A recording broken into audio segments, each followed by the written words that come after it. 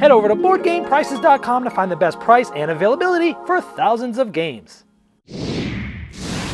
Hello my friends, it's the Game Boy Geek here. I just got back from the GAMA Trade Show, which is an industry-only event where I consider this to be the kickoff of the 2019 gaming season. This is where a lot of announcements are made, and I'm getting to learn about a lot of the new games that are going to be coming out later in the year. And so now that I have a better idea of what's coming out, I put together for you my top 10 most anticipated games for 2019. So let's get started.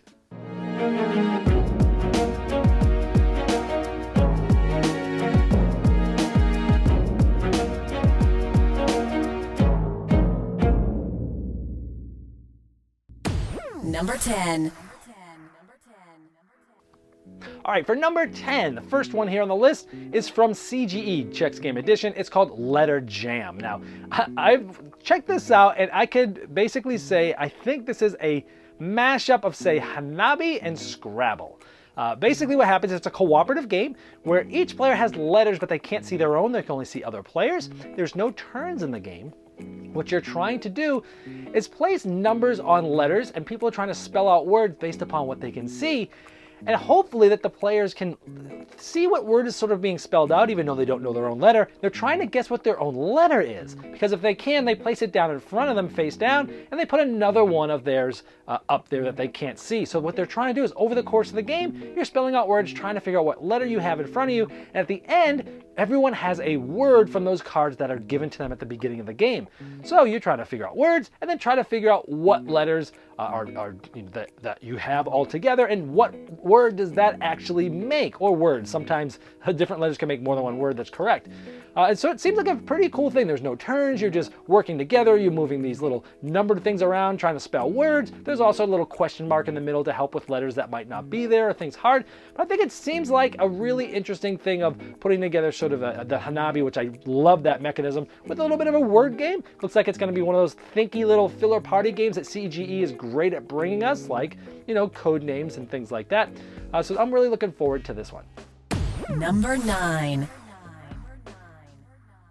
Now the next one is Point Salad by AEG. This is a small little card game, and this is a drafting game where you're going to be drafting different fruits and vegetables and putting them in front of you and gathering those, but you're also going to be picking point cards. There's over 100 different ways to score in this game. So on your turn, you're either grabbing a way to score or grabbing resources cards, those beautiful, bright fruits and vegetables, to hopefully score the right ways at the end of the game. And I think this is going to be one of those games that goes mass market, goes huge. I think this might end up replacing Sushi Go. Now, you're not drafting and passing cards around, but you're drafting from a pool of cards. But it's light, it's fruit and food based, and it's a drafting card game. But you get to draft the way you score. Maybe you're drafting for having the most carrots, or maybe each pair of carrots and cabbage is a certain amount of points. But there's so many 100+ ways to score. Every game you will be doing things differently, scoring differently, gathering differently, and drafting against other players. It just looks like a really good sort of gateway game that's going to be great for gamers as well, and that's Point Salad by AEG. Number 8. The next one is one that I don't even think is on Board Game Geek yet. It's a trick-taking game, a time-traveling trick-taking game by Renegade Game Studios called Time Chase. Now in this game, there's going to be multiple tricks going on at once. Each round you go further back, forward in time, and there's a new trick. But you'll be able to use resources to go back in time to previous tricks to lay cards down, trying to follow the lead suits. And way back, as far back as you can go in time, there's a card in a suit that is basically the strongest suit. Think of it as trump. And if you have enough resources, you'll be able to go back and change those. There's going to be a lot of different thinking as to when do you go back, how far do you go back, when do you use those resources, timing the right time to go, because the game will end as soon as anyone is winning 3 tricks or after 10 rounds. And so you're trying to figure out when's the right time to lay cards, which one should I go back to, which one should I try to win now, but you need to have 3 of them winning at the same time. So it seems like a very interesting thing where you can play tricks now, or you can spend resources to go back and add to tricks later, and you're trying to win them that way. It seems very interesting, and that is Time Chase. Number 7. The next one is called Lovelace and Babbage. This is from Artana Games. Now this is one I already did a preview for Kickstarter earlier. I got a chance to play it last year at Gen Con. This is a 30-minute, very crunchy, thinky, mathy filler game where you're essentially computer programmers and you're trying to, in real time, figure out mathematical formulas to come up with certain numbers that will allow you to gain the favor or influence of certain historical characters. So you're going to be trying to very quickly do math, and a lot of people like me that like math will love this game, and I loved it when I played it, and I'm really looking forward to the final copy. And so it's just a really cool thinky thing, and each round, as the rounds go on, more and more formulas open up, and every game's going to feel a little bit different depending on when those open up and which characters are available. But man, a real-time mathy game. It can be played in 30 minutes, but it feels like you played a full game. Can't wait for the final copy of Lovelace and Babbage to come out. Number 6. The next one is called Obscurio. And the best way, this is one of those games that has those unique original artwork cards. Think of Dixit, Mysterium, Muse, games like that. Now the best way I can describe this after reading the rules to this is it seems like it is very similar to Mysterium, where there's one clue giver that can't say anything. And they're trying to get players to guess certain things about the card. They're going to be actually putting little points, little arrows to specific parts of the card that they want the players to tune into. However, one of the players that are guessing is a trader, and they're trying to throw off. And the clue giver knows who the trader is. The trader's going to be adding different cards to a pool of cards that the other players everybody's trying to figure out what are they really talking about. So you've got someone that knows, someone that's a trader, those two know each other, and the trader's trying to screw everything up for everybody. Now everyone can vote against the trader and reveal them, and they become less powerful, but they actually stay in the game and can still end up winning. But it seems like a very interesting thing. Think of Mysterium with a trader mechanism. That's probably the best way I can describe this one, and I love Mysterium. It's one of my favorite cooperative games too. So to have it play, and it's different from Mysterium, but it is somewhat similar to that. I love that. Throw in a trader, and I'm interested. That's Obscurio. Number 5. The next one is actually going to be a reprint of an older game. It originally came out by Days of Wonder.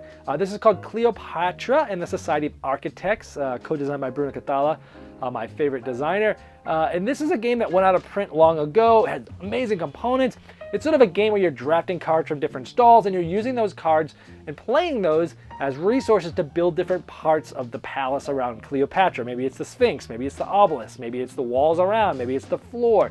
So it's sort of a Euro-style game where you're trying to build different things, resource management, hand management, drafting. But a lot of the time when you draft, you're going to be getting cards that are more powerful, but they add corruption. And at the end, if you have too much corruption, you'll be fed to the crocodiles and you can't win.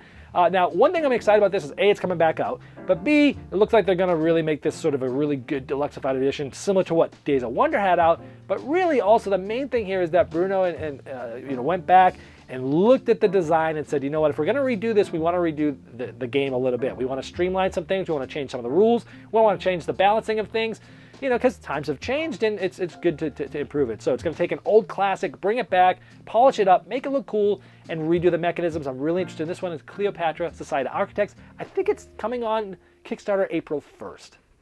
Number 4. The next set of games is called Adventure Games. It's from Cosmos, or in the North America region, Fames and Cosmos.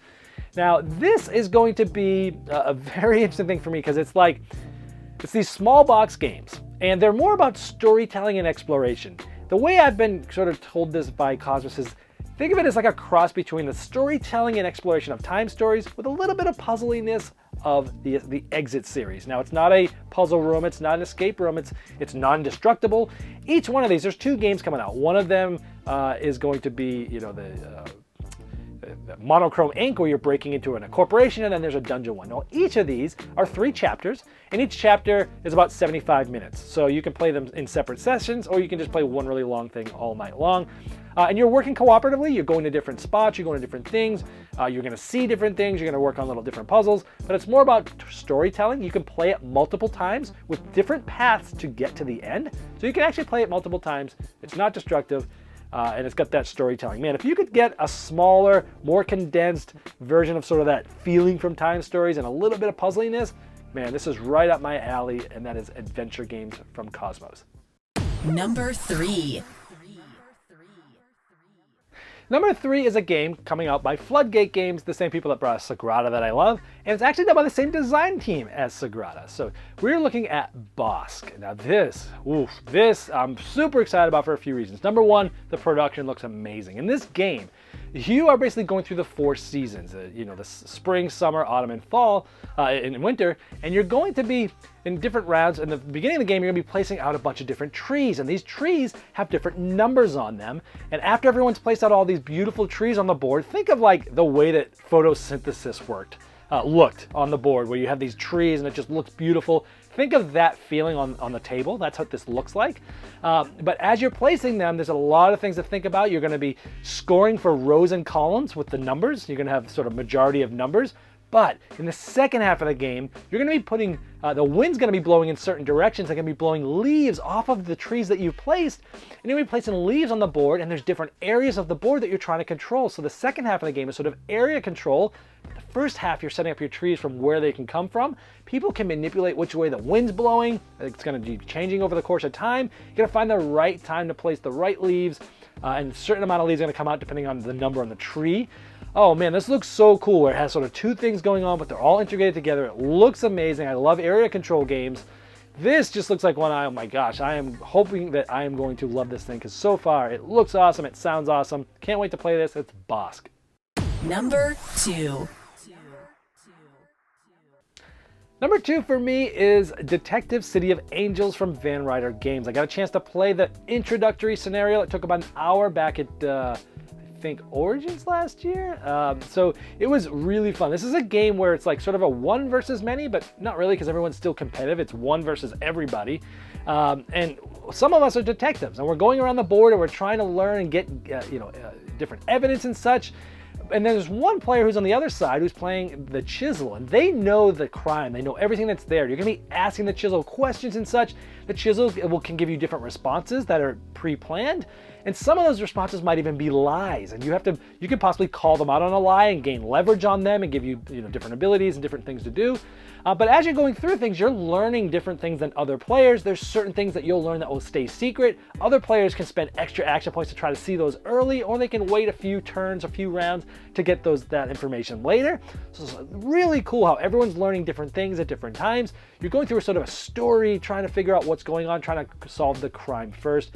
It was a lot of fun. I cannot wait to get my hands on this and go through all the different stories and crimes in Detective City of Angels from Van Ryder Games. Number 1. And my number 1 is also one I did a Kickstarter preview for, and I have the prototype copy. I've been playing it a lot. It's from Eagle Griffin Games, called Football Highlights 2052. This is sort of a sequel to my favorite game, Baseball Highlights 2045.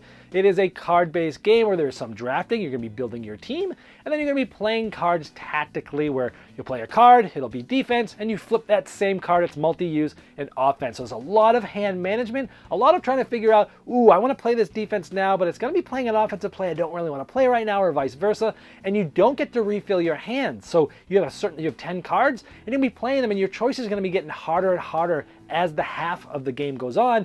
And things are going to start very tense and be very hard. You're going to be all over each other. But then as the game goes on, as you get less and less cards and less options, things open up, just like at the end of the half and the end of the game of football. They got some cool starter teams. They've got some lots of free agents that you'll be drafting. Man, this game is if you like tactical 2-player card games, just like Baseball Highlights 2045, if you don't like football, the tactical gameriness of this game might still interest you, and I'm super excited about it because I love the game and can't wait to see all the final art, all the final cards, and get going with some tournaments with Football Highlights 2052. Well, there you have it. There's my most anticipated list for 2019. I tried to make it a list that is quite diverse in both taste in games and card games and board games and light games and medium weight games and all sorts of different things. And I hope that this has brought some games to your attention that you didn't know about, and or maybe about games you had heard about but maybe now know a little bit more about them. So this has been the Game Boy Geek, breaking down barriers, growing relationships through board games by helping you find the next one you'll love. The overview in this video was shot on a Watson model Game Topper. Upgrade every game you play with the ultimate gaming accessory, Game Toppers, shipping now. Check them out at GameToppersLLC.com.